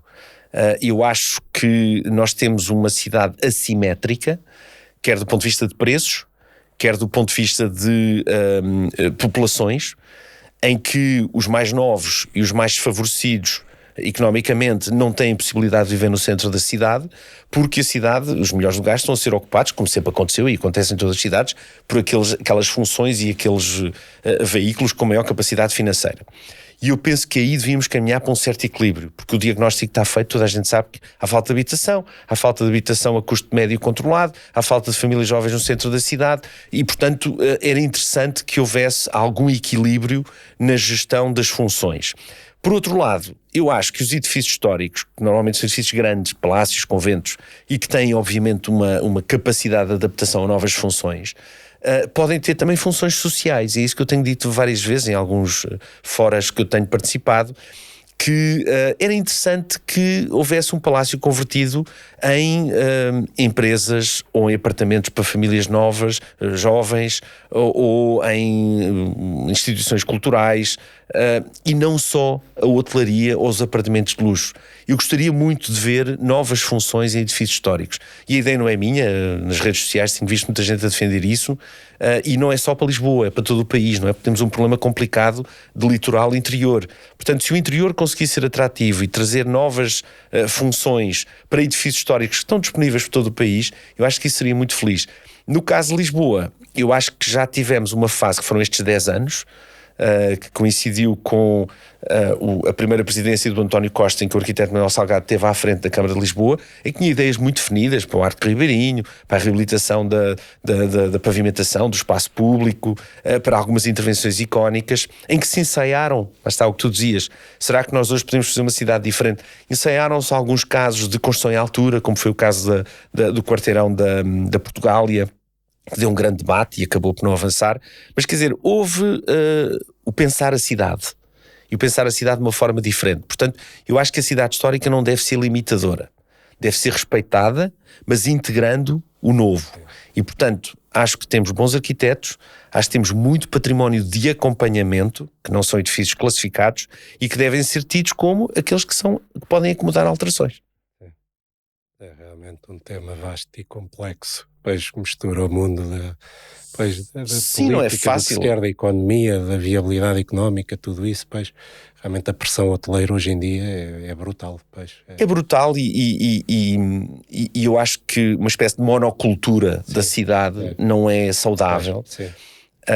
E eu acho que o Estado tem aqui um papel muito grande, não é? Estamos a falar de um vazio de mercado, em que os promotores imobiliários dizem, bom, mas isso não é rentável, porque é mais rentável para mim fazer apartamentos com preço metro quadrado mais caro, ou contratar uma cadeia hoteleira para vir explorar um hotel e transformar o hotel. Então se calhar cabe ao Estado compensar e criar mecanismos de compensação, seja na forma de licenciamentos mais ágeis, seja na forma de comparticipação financeira ou de isenção fiscal. Enfim, há várias formas. Há muita ferramenta para isso. Sim. Mas acho que o Estado devia dar aí um papel importante para viabilizar outras soluções para a cidade. Sim. Que sejam mais sustentáveis, não é? Sem dúvida. A beirando-nos aqui do fim, temos sempre aqui uma secção, já é uma tradição milenar que temos aqui no Passa 2, de conselhos para quem nos ouve e por aí fora. Para o dono de obra, alguém que está a comprar um edifício, uma coisa qualquer, e quer fazer uma obra de sonho, o que é que tu dirias para quem vai começar uma aventura destas, que se tivesses 30 segundos para dizer, até mais, não? Eu diria que deve avaliar, normalmente o dono de obra avalia o quê? Avalia a localização, a área disponível, o que é que está legal, o que é o antecedente válido e a possibilidade de ampliação. Eu diria que devia também ter em atenção, em determinados contextos, se o imóvel é passível dessas alterações que ele pretende. E, portanto, perceber do ponto de vista da arqueologia, do ponto de vista do património, quais são as limitações. E não basta dizer se o edifício está na carta patrimonial ou se está protegido, é olhar para o edifício e perceber, bom, mas deixa-me cá ver se isto cá dentro tem alguma característica que seja limitadora, porque não vou poder modificar, ou se há alguma característica na fachada ou no envolvente urbana que à partida me vai tornar a operação mais complexa. E é isso um bocado que eu às vezes tento fazer com alguns clientes. Até no outro dia um amigo meu que está numa imobiliária que me mandou uma fotografia de um edifício. José Maria, desculpa lá, diz-me rapidamente o que é que achas deste edifício. E eu disse-lhe muito resumidamente aquilo que é a minha experiência. Olha, o edifício está muito bem localizado, mas parece que já teve uma alteração no piso superior. Eventualmente o piso superior pode ser alterado porque já não é original, mas atenção que aí por baixo há uma loja histórica. As lojas históricas são protegidas pela Câmara, se calhar não vão poder disponibilizar como quer. Pronto, e de facto tentei ali de alguma maneira dar-lhe uma ideia estratégica do que são pontos fortes e pontos menos fortes, digamos assim. Isso é algo que vocês fazem antes de uma compra, em jeito de análise? Já fizemos em alguns casos, sim. Não é muito comum pedirem-nos isso, porque, de modo geral, a decisão da compra é revestida de algum segredo e de alguma pressa, digamos. Sim. Mas sim, já fizemos em alguns casos. Pessoas nos pediram para ver o edifício. A viabilidade da coisa. Sim, no fundo é só uma visita e dizer, José Maria, o que é que tu achas? Diz lá, vês aqui alguma coisa que seja complicada. Uma primeira análise. Sim. Esta área, já percebi, para se trabalhar nesta área de conservação, património e por aí fora, isto é um cruzamento entre um arquiteto, um engenheiro, um historiador, um filósofo, um arqueólogo. Há aí muita coisa envolvida. É uma área pluridisciplinar. Para quem esteja a chegar ao mercado de trabalho, vindo de... Eu não sei se a arquitetura é a porta de entrada por eleição para isto que faz ou não, mas para quem nos esteja a ouvir e diga, isto deve ser uma área muito gira, qual é que é o caminho, o que é que recomendarias? É uma boa pergunta, não sei se sei responder. A porta de entrada normalmente é ou pela arquitetura, ou pela conservação e restauro, ou pela história da arte. São os 3 cursos de base que normalmente depois dão origem a pessoas que vêm a trabalhar nesta área. Depois, claro, há a museologia e a arqueologia, mas que são áreas que eu não domino e que são ligeiramente afastadas daquilo que é o meu core business. Eu diria que normalmente é uma formação de especialização, tal como eu licenciei-me em arquitetura, depois fiz o mestrado e mais tarde continuei os estudos para doutoramento. Eu diria que a conservação do património é uma área maioritariamente de pós-graduação, em que é importante a pessoa ter uma formação de base, que lhe dá ferramentas e depois especializa-se nesta área. E é uma área muito rica, é uma área de facto pluridisciplinar. Eu demorei muito tempo até ter na equipa as valências que tenho hoje e tenho algum orgulho nisso. Ainda anteontem, fui à Faculdade de Ciências da Nova, na Costa da Caparica, dar uma aula à turma de Conservação e Restauro, do curso de Conservação e Restauro. E que já é uma tradição, já o fazemos há 4 anos. E a professora dizia, eu queria só dizer, estava a falar com os alunos, dizia, só para dizer que o José Maria tem 2 antigas colegas vossas na empresa. E de facto demorou algum tempo até ter conservadores restauradores. Mas é muito interessante esta visão pluridisciplinar, porque são formas completamente diferentes de ver. Nós arquitetos temos uma visão macro, os conservadores restauradores têm uma visão micro, e portanto esta visão plurifacetada, digamos assim, é muito interessante. E isso demora algum tempo, não é? A pessoa tem que ter uma formação abrangente. Eu acho que os cursos na área do património, hoje em dia em Portugal, seja no nível de mestrado, seja no nível de doutoramento, são muito teóricos, não têm a ver com o saber fazer. E o saber fazer aqui é muito importante. Nós tivemos na década de 80 e 90 algumas escolas de património que formavam pessoas ao nível da formação profissional, pedreiros, carpinteiros, e que era muito interessante, porque estudavam técnicas de construção tradicionais, materiais tradicionais, como a cal, e isso está-se a perder. E está-se a perder porque o mercado hoje em dia quer a homogeneidade, quer a rapidez, quer a standardização, quer a regulamentação. Eu tive uma experiência, infelizmente, mal sucedida. A Câmara Municipal de Viseu encomendou-me um estudo para um projeto muito interessante que se chamava Viseu Estaleiro Escola, em que eles iam tentar fazer a formação de jovens naquela idade em que saem da escolaridade obrigatória, que é ali aos 16 anos, e que depois não seguem para a universidade, e então iam tentar dar cursos na área de património, cursos práticos, de carpintaria, de alvenaria, e depois majoravam as empresas que os empregassem nas intervenções públicas que a Câmara promovesse. E era um ciclo muito virtuoso. E a própria Câmara criava a escola e dava os meios. E eu constatei que não havia interesse. Os jovens não estão interessados em trabalhar com as mãos, querem todos trabalhar com o computador, e as empresas não estão interessadas em património, querem Por exemplo, da altura organizámos um curso de carpintaria, nós tínhamos o professor Raimundo Mendes da Silva da Universidade de Coimbra como especialista de estruturas históricas para nos explicar os conceitos, tínhamos o Politécnico de Viseu com o curso de Engenharia de Madeiras, com máquinas, com formadores para nos explicarem como é que se trabalha a madeira, e fui falar com várias carpintarias de Viseu a dizer, olha, isto é oferecido pela Câmara, não tem custos, pode ser feito em pós-laboral, mas isto vai-vos qualificar. Nenhum deles tinha interesse. Todos queriam fazer cozinhas para a França, estavam ocupados, tinham muito trabalho e aquilo não era prioritário. Portanto, isto para dizer o quê? Entre o conhecimento científico de alguém que faz curso superior, mas que não tem o conhecimento prático de trabalhar os materiais, e o conhecimento de quem não tem talvez o conhecimento científico, mas tem o conhecimento dos materiais, eu acho que há aqui uma dissociação que é uma pena. Eu, na minha universidade em Inglaterra, cada semana tinha um tema, eram temas que variavam entre, sei lá, os materiais, o restauro de estuque, o restauro de madeira, o restauro da terra, o restauro dos metais, etc. E nessa semana nós tínhamos 2 dias de trabalho prático. Eu estive no Museu Folk a fazer trabalhos de cal. Fato de macaco, misturar, aprender as técnicas. Cada grupo rodava diferentes técnicas de rebocos ou de preenchimento de juntas. E trabalhar com as mãos e sentir como é que os materiais funcionam e perceber a lógica é muito interessante. Isso está-se a perder. E nos anos 80 havia uma escola de património em Serpa, havia uma escola de património que ainda há em Sintra, mas que eu penso que já não tem tanta esta força, e isso está a começar a desaparecer. Eu gostava muito que se voltasse a uma formação mais completa do ponto de vista dos materiais.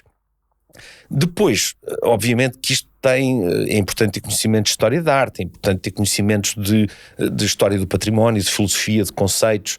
Esses estão nos cursos superiores, ao nível de mestrados e doutoramentos, mas não substituem depois o que é a prática. Sim. E portanto, eu, do meu ponto de vista, acho que há aqui um vazio. Temos uma excelente formação ao nível superior, mas sem teóricos, sem capacidade de atuação prática. E depois tem que ir para o mercado.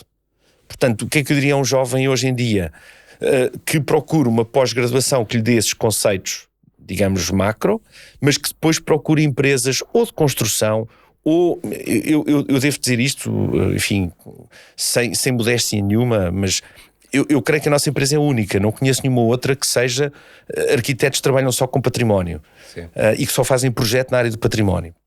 Não há muitas outras, mas há outras empresas de conservação e restauro, de arqueologia, até de estudos de história, que trabalham no mercado, que trabalham com edifícios. E, portanto, é tentar integrar essas empresas para ter uma experiência prática, que é muito interessante. Ou seja, não pode ser só teórico, é claramente preciso não pode ser só teórico. Sentir e mexer e por aí fora. Tu tens que ter uma noção do que é a obra, do que são as dificuldades, do que é o outro. Não é? Eu tenho muitas vezes conversas com conservadores restauradores sobre dúvidas de interpretação, e isso é muito interessante, só acontece em obra perante um caso prático. Não quer dizer discutir a teoria. Outra coisa é na prática. Eu posso dar um exemplo. Quando estava em Sintra, o chalé da Condessa ardeu. E as paredes, eu vou simplificar, as paredes eram amarelas. Com o incêndio ficaram vermelhas. O pigmento alterou. Só que houve 2 paredes que ficaram numa sala e 2 paredes desapareceram. As 2 paredes que ficaram vermelhas. E eu tinha que fazer 2 paredes novas e obviamente a pergunta foi, e agora? Faço em amarelo ou faço em vermelho? É uma pergunta ética, uma pergunta de filosofia de intervenção. Falei com a empresa de conservação e restauro e que me disse, não, arquiteto, concordamos, de facto, o que nós devemos fazer é repor o original. Toda a operação é uma operação de restauro. E é repor a fidelidade e a autenticidade da construção original. Se eu vou pintar de vermelho, estou a falsear. Quem não conhecer a história, olha para o edifício e acha que sempre foi vermelho. Tive uma grande discussão na altura com a administração da empresa, porque entendia o contrário. Não, quando você está a pintar de amarelo, está a exacerbar o fogo, está a chamar a atenção. E eu dizia, não, olha que não, é o contrário. Eu estou a dizer é que isto é que era a verdade histórica e o fogo é que aconteceu com uma alteração. Portanto, eu estou a repor a verdade. Portanto, era muito interessante. E as vermelhas iam ser pintadas de amarelo ou mantinham-se? Não. Pois. Porquê? Porque seria falsear a verdade. Pois.